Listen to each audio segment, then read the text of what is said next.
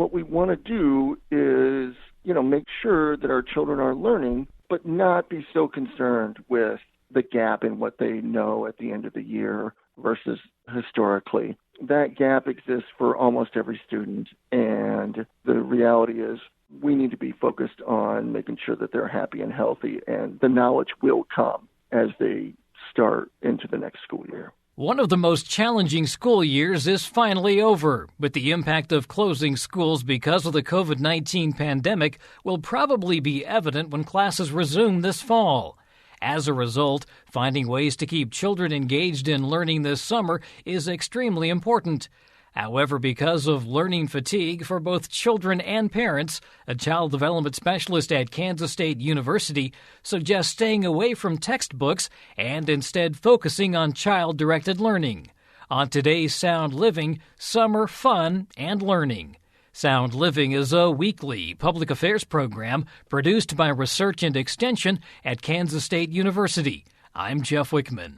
K-State Research and Extension Child Development Specialist Bradford Wiles says it's common for children to have what's known as a summer slide, a slight learning loss between the end of one school year and the beginning of another. Bradford, as we've been talking, it seems like everything is a new or a first or something different, something out of the ordinary. And this summer is again going to be out of the ordinary because of the possibility of that summer slide. But they've been homeschooling now for 2 to 3 months. And there, as you were telling me, a bit of a fatigue that has set in. Yes, Jeff, that's absolutely right.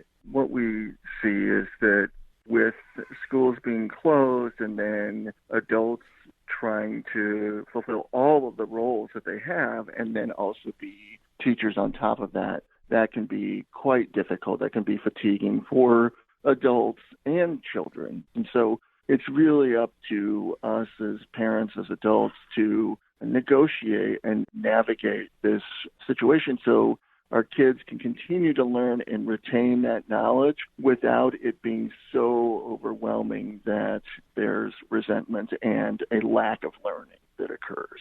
I have seen some statistics that say students are somewhat between 40 and maybe 60% behind where they would normally be at the end of the school year. Is that something that makes this education throughout the summer even more important? Absolutely. And it makes sense, right? It's one thing to be able to dedicate a full school day to learning, and it's another thing entirely to have children at home while the household is trying to function. And so that makes perfect sense. But yeah, it only makes sense then to make the work that we want to do ongoing so that we can pick up some of that work that was left undone. And by the way, through no fault of anyone's, it's just impossible for adults to try to be the entirety of the school experience and do all the things that adults need to do. And so while there are deficits in learning, that is a natural consequence of the pandemic. You have some firsthand knowledge of this, you and your wife, because you were both at home with your children.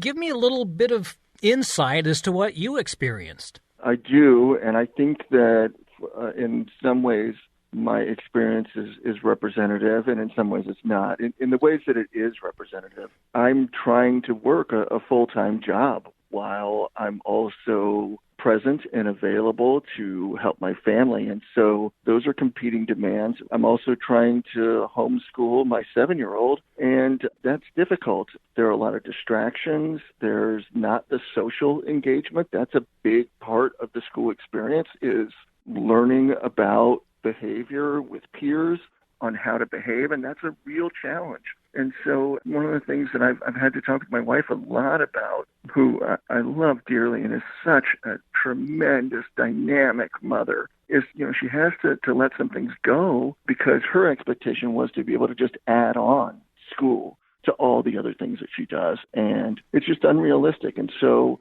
what we try to do is, first, we try to keep up with all the schoolwork, but now that that's done, one of the things that we really focus on is what we call child-directed learning. So my daughter's name is Hannah. If Hannah expresses interest in something, like she asked a great question the other day, who were the first people? And, that's a tricky question. So we sat down and talked about, first, that there's this theory of natural selection, and then we found some really good educational videos, and so we explored that. Then the other day, she was asking us about what kind of trees we had in the yard. And so it was a perfect opportunity to learn some science, right? So how do trees work, identify different trees. There are great apps that you can get that are free. They'll let you take a picture of a leaf, and then it'll tell you what type of tree it is. That's the kind of learning that we really want to occur. And then let me also say, too, that this is a perfect opportunity to teach children to be good people. That the knowledge is important, but the compassion, the empathy, the ability to see others' perspectives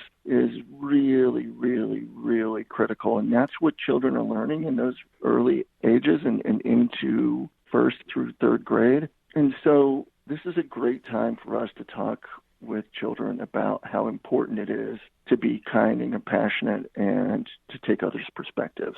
I like the idea of the child-directed learning because once they have an interest in something, there are a number of ways to bring that into an educational sense and make it fun so that they're learning but not necessarily doing it from a book. Absolutely. I mean, when you think about your own knowledge gains, your own learning. I mean, I imagine in your profession, the things that really drove you were being able to play with the microphones and play with the mixers and be able to figure out what sounds you wanted and how, and to really dig in. And that's the same for young children, right? It's a different level, but it's really just being open to what children are interested in and then using that to your advantage. And frankly, one of the coolest things about it is it removes the burden from the parents, right? The adults, that you don't have to think about what you're going to teach. You don't have to come up with a lesson plan. You just go with their lead. And it really is a great way to maintain and build knowledge without it exactly, as you said earlier, being from a book. Not that books are bad by any stretch, but it is one thing to read something. It is another thing entirely to do something with your parent or with your primary caregiver. And what we know about memory is that anything that has emotions associated with it is much easier to recall and will stay with you for much, much longer. So that's really a big part of how we want children to learn, particularly during this time, is, hey, let's encode that knowledge with some emotion attached to it. Things like being happy about being outside with your parent or learning about something with your parents. That's really a tremendous opportunity. And so, yeah, that's really how we want to approach this summertime, is really letting the children drive the bus and then just feeding them the things that will extend their thinking and learning. I think we've talked about it in the past, but one of the real benefits of book reading is the fact that they can put themselves in the story and they can learn that empathy and being a good person like you were talking about. Yeah, absolutely. So when we think about developing empathy, and in my field we talk about this thing called theory of mind, which is really just the ability to understand that other people have different thoughts and beliefs and desires than we do. And books are the first and most important opportunity for children to see that, right? So characters, you're often privy to their thoughts, and so you can sort of figure out that there are other ways of thinking about things. And what that does is really helps children understand different people's perspectives. And we know that empathy goes such a long way, and not just in the feel-good, hippie type way, but in the fact that, you know, employers want people who can work with other people, right? And empathy goes a long way with that. Employers want people who can solve problems. And being able to take other people's perspectives is a huge, huge, huge key in being able to solve problems. And then the final thing that employers really want are people who can regulate their emotions. And one of the things that empathy and compassion allows us to do is to regulate our emotions, to not be so triggered and so frustrated when we don't understand other people's perspectives. You mentioned the socialization and the importance of that. How can we maybe accomplish that this summer and still maintain that social distancing that we probably will have to maintain for several more months? Yeah, it's such a good question, and I wish I had a really easy answer for that. The thing I would say is use technology. So FaceTime, Zoom, Facebook chats are a great way to allow children to interact with their peers. I'm very much on minimizing risk to our health. So I would definitely recommend maintaining social distance. And so what that entails then is using the tools that you have, letting children have, quote, playtime, end quote, with their friend remotely, where you're able to monitor what's going on, but that you're not in the room immediately, and let them experience that time together, right? Let them have some time playing, even though they're not in the same room. And then trying to experience their world. So one of the things that's really, really hard for adults is to essentially act like children. And we need to be okay with acting like children. We need to be able to get down on the ground with them. We need to be okay with getting wet. We need to be okay with making a mess. We need to, experience their worlds, and that will help them with some of that social component. The main thing is not that it has to be a peer. It just has to be someone who can relate. And that's where we as adults have an opportunity here. As long as we really intentionally try to relate to children, we can do that. But I can't emphasize enough for us to use the tools that are available to us. So your child's friends, make sure that they are able to spend some time video chatting with them and being able to share what's going on in their lives. And the most important thing is to be there for them and to help them talk through what's going on. I mean, at this point, there's not a child who doesn't understand that something is very, very different. And so what we need to do is really be able to support them and talk through what's happening and then give them the best support we possibly can. In a way, this is kind of like a major experiment. It's not a controlled environment, but are we going to learn some things about what went right during this in terms of education and development and what went wrong during COVID-19? Well, here's hoping. If we don't learn from this, then I chose the wrong field, and I will be sorely disappointed in us as scholars and more broadly as a society. We need to learn from this. There are lessons that we definitely should be learning and that we are being taught daily. One of them that I think is just almost laughable at this point is how valuable early childhood educators are and how dramatically underpaid they are. Anyone who has tried to take care of just a single toddler, a single 3 to 5-year-old for the course of a workday understands how exhausting that is. And then couple that, let's just call it a 6-to-1 ratio, 6 children for every 1 adult. And you can see that it is a high demand job, and yet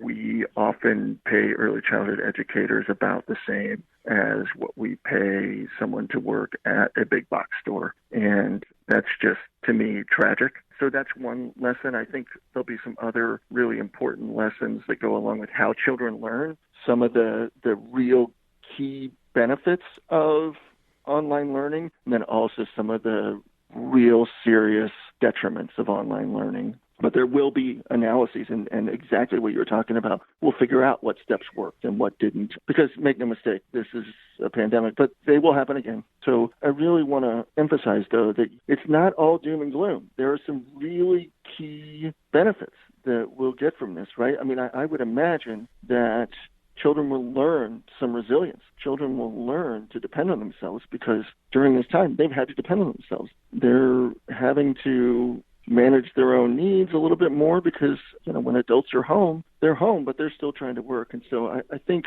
there'll be a little bit more independence. And I also really believe that there'll be some resilience that, if they've been able to make it through this, they can make it through just about anything. And as you said, continue this throughout the summer, but maybe back off and go at a more moderate pace. Yeah. I mean, you just don't want to make it so that the benefits are outweighed by the risks. What we want to do is, make sure that our children are learning, but not be so concerned with the gap in what they know at the end of the year versus historically. That gap exists for almost every student, and the reality is we need to be focused on making sure that they're happy and healthy, and the knowledge will come as they start into the next school year. That's K-State Research and Extension Child Development Specialist Bradford Wiles. Sound Living is a weekly public affairs program produced by Research and Extension at Kansas State University. I'm Jeff Wichman, and this is the K-State Radio Network.